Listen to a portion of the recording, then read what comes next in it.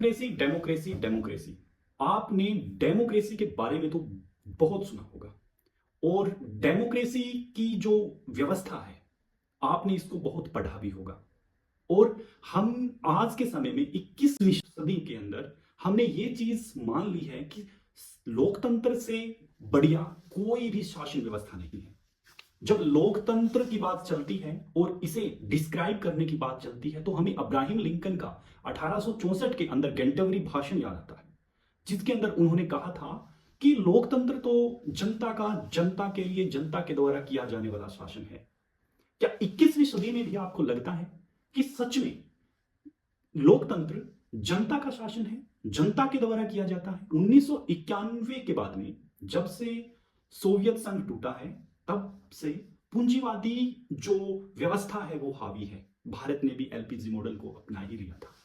उसके बाद में आज प्रैक्टिकलिटी में एलपीजी जो है वो यहां आ रहा है, हमें भी दिखाई दे रहा है। अब लोकतंत्र की क्या सबसे मजबूत कड़ी पूंजीवादी व्यवस्था है? और क्या पूंजीवादी व्यवस्था सिर्फ लोकतंत्र के अंदर जीवित रह सकती है? यह देखने वाली बात होगी। लेकिन यह सच है कि ना तो कार्ल मार्क्स की थ्योरी चली है और ना ही कोई इसके विकल्प के अंदर बहुत बड़ी शासन व्यवस्था है, बहुत अच्छी शासन व्यवस्था निकल करके सामने आई है। इसलिए आज के समय में अगर कोई शासन व्यवस्था बेहद अच्छी है तो वो है लोकतंत्र। और हम बड़े शान से कहते हैं कि हम दुनिया की सबसे बड़ी डेमोक्रेसी रहती है। तो इस डेमोक्रेसी के बारे में जानना बेहद जरूरी है। जिन्होंने डेमोक्रेसी को इस तरीके से बनाया है उनके विचार क्या कहते हैं, ये देखने वाली बात होगी। और इनका हम एनालिसिस भी करेंगे कि डेमोक्रेसी के ऊपर इन विचारकों ने, जैसे पॉलिटिकल थिंकर्स ने क्या कहा, किस तरीके से वो उनको डिस्क्राइब करते हैं लोकतंत्र को। अगर आपको सच में लगता है कि लोकतंत्र सबसे उपयुक्त शासन व्यवस्था है तो चलिए कुछ विचारकों के विचार जान लेते हैं, जिससे हमें एक हल्का फुल्का अंदाजा मिल जाएगा कि असल में लोकतंत्र है क्या। प्लेटो और अरस्तु लोकतंत्र को भीड़ तंत्र या मूर्ख तंत्र व्यवस्था मानते हैं। कार्लाइल लाखों मूर्खों की सरकार कहते हैं। इसी तरीके से लूडोविसी लोकतंत्र को मृत्यु के समान मानते हुए मृत्यु कहते हैं। वारकर इन्हें जुगाड़ों का शासन कहते हैं। इसी तरीके से महात्मा गांधी इसकी एक महत्वपूर्ण संस्था संसद को बांझ औरत तक कह देते हैं। अब कुछ ऐसे विचारकों को भी देख लेते हैं जिन्होंने लोकतंत्र की आलोचना की। और हमें यह समझना पड़ेगा कि लोकतंत्र की जो आलोचना की गई, क्योंकि हम किसी भी चीज को तभी समझ सकते हैं जब हम उसके दोनों पहलुओं को समझ सकते हैं। एक पहलू हम देख रहे हैं क्योंकि ये लोकतांत्रिक देश है, लेकिन इसका दूसरा पहलू हमें देखना होगा कि जो इसके क्रिटिक हैं वो क्या कहते हैं। क्या सच में उनमें इतना दम है कि लोकतंत्र की सत्ता को, इस शासन व्यवस्था को, सबसे सर्वोत्तम प्रणाली को वो चुनौती दे सकते हैं? हम कुछ ऐसे चिंतकों का जिक्र करेंगे जिन्होंने लोकतंत्र को आलोचनात्मक तरीके से परिभाषित किया। हमारे पहले विचारक इटावली थिंकर पेरेटो हैं। पेरेटो की बुक है द माइंड एंड सोसाइटी। इसमें इन्होंने कहा कि लोकतंत्र असल में कुलीन तंत्र होता है, क्योंकि लोकतंत्र के अंदर जितने भी फैसले लिए जाते हैं वो कुछ लोगों के द्वारा लिए जाते हैं। एरिस्टोटल ने भी जब वो सर्वोत्तम राजनीतिक व्यवस्था के बारे में जिक्र कर रहे थे तो कुलीन तंत्र का जिक्र इन्होंने भी किया था। बात यह है कि कुलीन तंत्र कैसे है, जब अपनी जो शासन व्यवस्था है इसके अंदर जो फैसले लिए जाते हैं वो प्रधानमंत्री और प्रधानमंत्री के साथ में उनकी कैबिनेट के कुछ सदस्यों के द्वारा लिए जाते हैं। जनता एक दिन, सिर्फ एक दिन स्वतंत्र होती है जिस दिन वो वोट देती है। और मैं तो ये कहता हूं कि उस दिन भी नहीं हो पाती है, क्योंकि विकल्प ही आपके सामने ऐसे रखे जाते हैं जिनमें से आपको एक विकल्प को चुनना होता है। तो इटावली थिंकर यही बात कह रहे हैं, और ये कह रहे हैं कि लोकतंत्र असल में लोगों का प्रतिनिधित्व करने वाले प्रतिनिधियों के ऊपर डिपेंड करता है। लेकिन ये प्रतिनिधि अपनी तरफ से विषय जो हैं चुनते हैं और उन विषयों को, जो उन्होंने विषय चुने हैं, उनको संसद के सामने रखते हैं। लेकिन वो जो विषय हैं जरूरी नहीं कि वो जनता का प्रतिनिधि जनता के विषयों को उठा रहा है।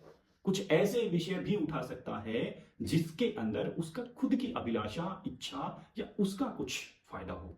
तो इसलिए पेरेटो ये कहते हैं इस बुक के अंदर कि आज तक का लोकतंत्र का इतिहास कुलीन तंत्र है और उनकी कब्रगाह है। तो इसलिए ये कहते हैं कि इस डेमोक्रेसी के अंदर कुलीन तंत्र हावी रहता है और सारे फैसले कुलीनों के द्वारा लिए जाते हैं। हमारे दूसरे विचारक हैं गिटोन मोस्का। गिटोन मोस्का, इनकी बुक का नाम है द रूलिंग क्लास। इसके अंदर ये कहते हैं कि समाज के अंदर हमेशा दो वर्ग पाए जाते हैं। इसकी बात कार्ल मार्क्स भी करते थे। गिटोन मोस्का ने यह कहा कि एक वर्ग जो हमेशा शासन में रहता है और दूसरा वर्ग जो शोषित होता है। यह शासक वर्ग हमेशा राजनीतिक सत्ता के ऊपर कब्जा कर लेते हैं और हमेशा इससे चिपके रहते हैं और यह शासन व्यवस्था हमेशा इन्हीं शासक वर्ग के हाथों में रहती है। ऐसा गिटोन मोस्का का लोकतंत्र के लिए मानना है। हमारे तीसरे विचारक हैं सी राइट मिल्स।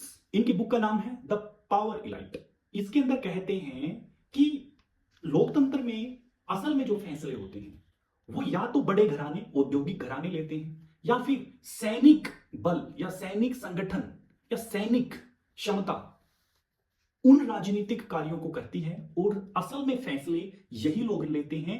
यही लोग शासक वर्ग को बनाते हैं और शासक वर्ग इन्हीं के इशारों के ऊपर काम करता रहता है। तो हमने लोकतंत्र को पहले परिभाषित तौर पर कुछ विचारकों के द्वारा की गई टिप्पणियों के बारे में समझा। अब ये जो इटावली जो थिंकर थे, इसको हम पॉलिटिकल साइंस में अभिजनवादी या वर्गीय थ्योरी के नाम से हम जानते हैं।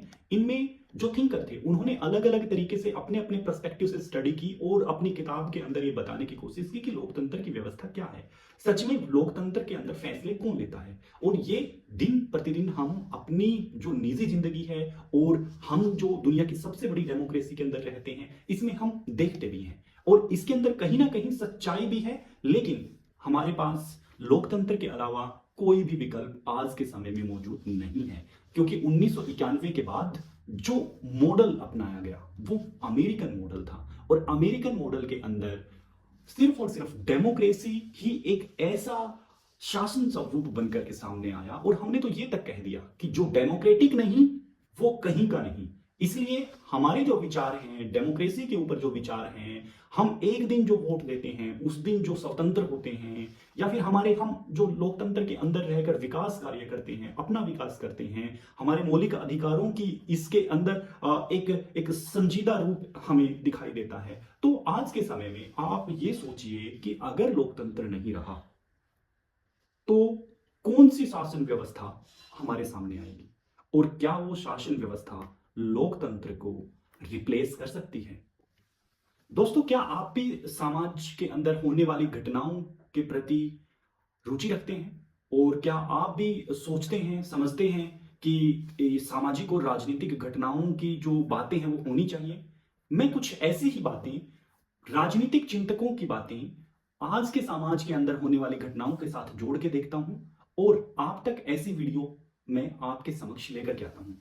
तो दोस्तों, अगर आपको मेरी वीडियोस पसंद आ रही हैं, इन वीडियोस के अंदर रुचि रखते हैं, तो मेरे चैनल को जरूर सब्सक्राइब कीजिए। मिलते हैं एक और इंटरेस्टिंग अगली वीडियो के अंदर। तब तक मुझे दीजिए इजाजत। नमस्कार।